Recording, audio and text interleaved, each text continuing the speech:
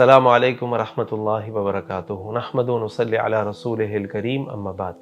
الحمدللہ اس حدیث سے ہم سبھی واقف ہیں کہ اللہ کے نبی صلی اللہ علیہ وسلم فرمایا من صام رمضان، جس نے رمضان کے روزے رکھے، ثم اتبہ ست من شوال، اور پھر اس کے بعد اس نے شوال کے 6 روزے رکھے، کانا کصیام الدہر، گویا کہ اس نے پورے سال کے روزے رکھے۔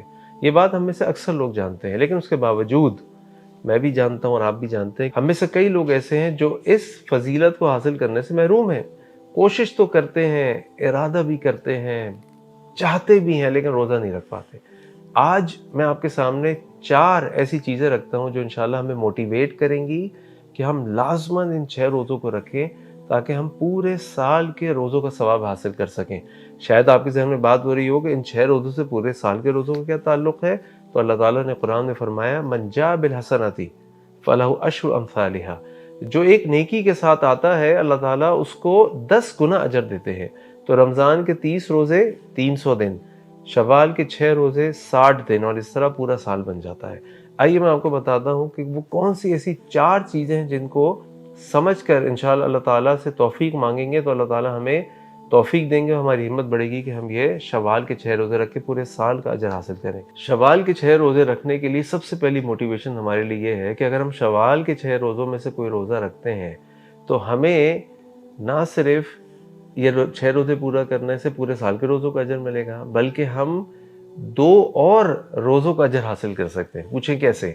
نمبر 1، ہم شوال کے 6 روزے رکھ رہے ہیں، اگر ان 6 روزوں میں سے کوئی روزہ آپ نے پیر کے دن رکھا تو آپ کو 2 نفلی روزوں کا ثواب مل سکتا ہے۔ اگر آپ کی نیت ہو کہ آپ پیر کا روزہ بھی رکھ رہے ہیں، کیونکہ اللہ کے نبی صلی اللہ علیہ وسلم پیر کا روزہ بھی رکھتے تھے، اور آپ شوال کا روزہ بھی رکھ رہے ہیں، اور تیسرا اجر بھی آپ کو مل سکتا ہے کہ اگر وہ پیر یا جمعرات ایام 20 یعنی 13، 14، 15 کی تاریخوں میں سے کوئی ہو تو شوال کے روزے کا اجر بھی مل گیا، پیر یا جمعرات کے روزے کا اجر بھی مل گیا، اور ایام 20 کے روزوں کا اجر بھی مل گیا۔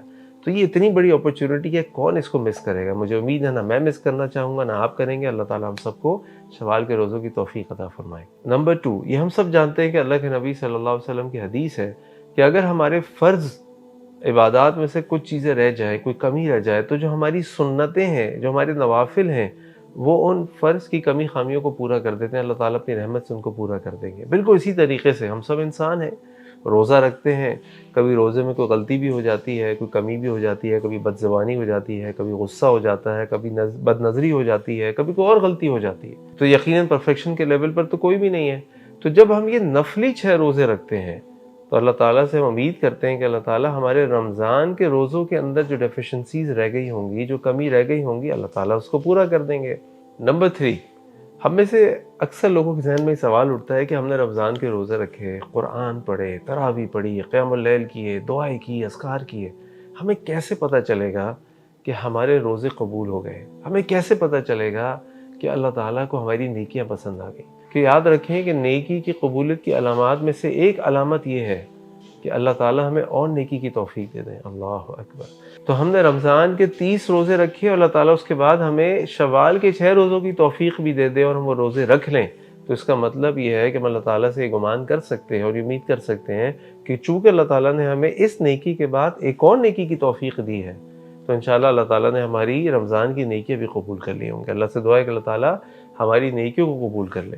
اور نمبر 4، اللہ تعالیٰ کا شکر ادا کرنا۔ دیکھیے جب ہم نیکی کرتے ہیں نا تو ہم یہ سوچ رہے ہوتے ہیں اس نیکی کا کتنا اجر ہے، کتنا اجر ہے، کتنا اجر ہے، لیکن سلف صالحین یہ نہیں سوچتے تھے۔ سلف صالحین کہتے تھے کہ اگر ہمیں اللہ تعالیٰ نے کوئی نیکی کرنے کی توفیق دے دی ہے تو ہمیں فوراً اللہ تعالیٰ کا شکر ادا کرنا چاہیے، اور وہ شکر یہ ہے کہ ہم اور نیکی کریں۔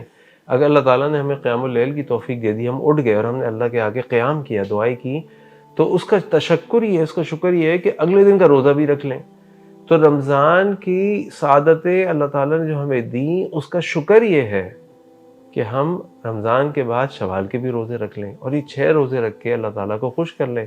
ویسے بھی اللہ تعالیٰ نے سورۃ البقرہ میں اس رمضان کے روزوں کے بارے میں فرمایا وَلِتُكْمِلُوا الْعِدَّةَ، تو اس رمضان کے روزوں کی گنتی کو پورا کرو، وَلِتُكَبِّرُوا اللَّهَ عَلَىٰ مَا هَدَاكُمْ، اور اللہ تعالیٰ کی تکبیر بیان کرو، اس کی تعریف بیان کرو اس بات پر کہ اس نے تمہیں ہدایت دی کہ تم ایمان لے آئے، تم اسلام پر عمل کرنے والے بن گئے، تم نے رمضان کے روزے رکھ لیے، تم نے نیکیاں کی۔